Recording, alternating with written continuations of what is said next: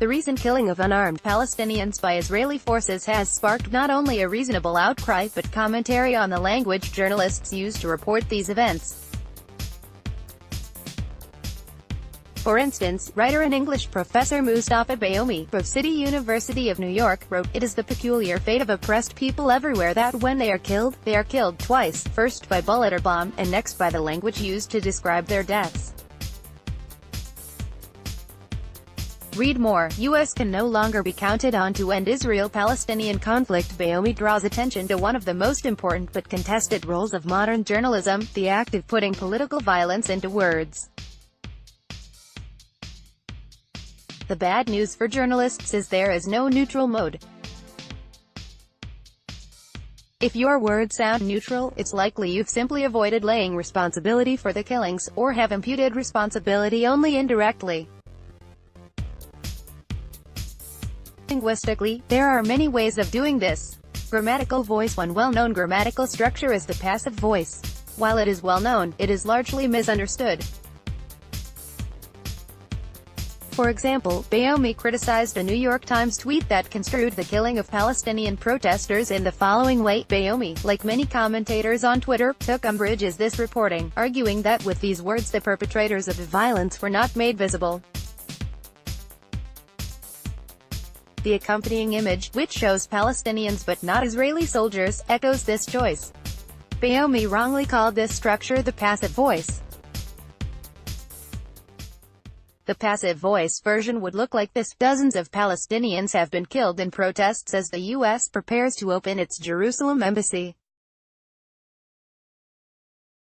The passive voice puts the object of the action first. More specifically, the passive voice involves making the object of the action the subject of the clause. We use it to give more prominence to the people or things affected by an action. Because the passive voice puts the people or things acted on before the verb, writers have a choice about whether or not to name the agent of the action.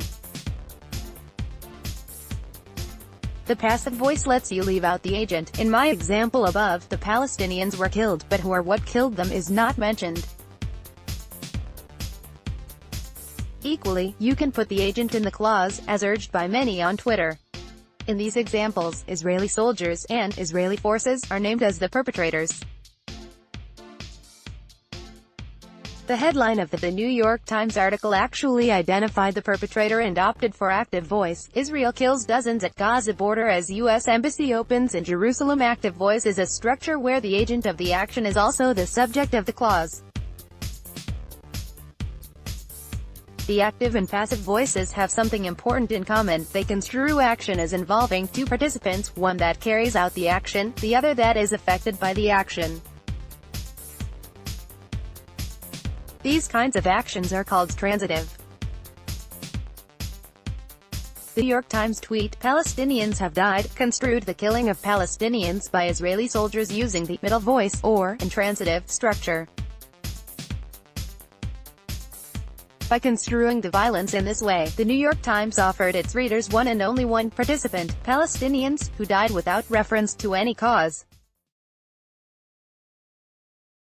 Laying responsibility with something that is not human. Another way to avoid making the perpetrators visible is to assign responsibility to a non-human entity. CBS News, for instance, recently gave further killings of Palestinians by Israeli soldiers the following headline: Israeli fire in new border protest kills 4 Palestinians. Recent CBS headline. CBS, rather than putting responsibility on people, journalists gave responsibility to Israeli fire. Grammatically, the action of firing has been turned into a noun and put in the grammatical role of agent. This has the effect of taking responsibility away from humans, which avoids any suggestion of intention. Let's note also that CBS coupled this indirect way of construing agency with an image showing a Palestinian as an agent of violence.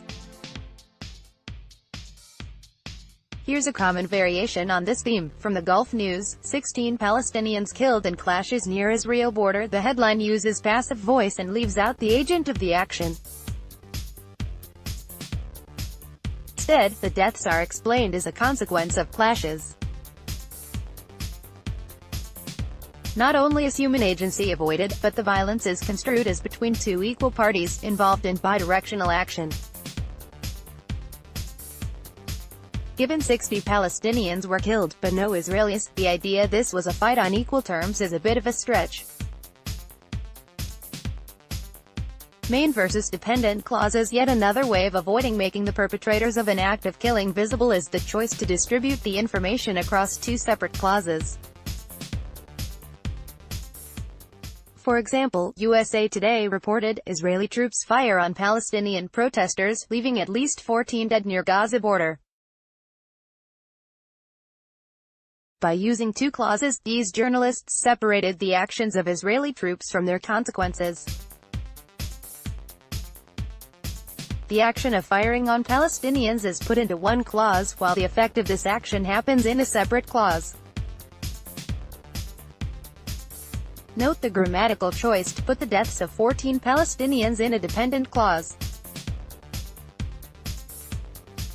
This grammatical choice means the actions of Israeli troops are given prominence by occupying the main clause in this structure, while the deaths of Palestinians, which are the direct and predictable result of these actions, are construed as secondary, as if an unfortunate byproduct of these actions.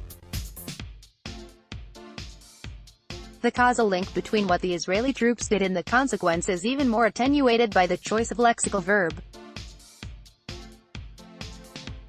To leave dead is not the same as to kill.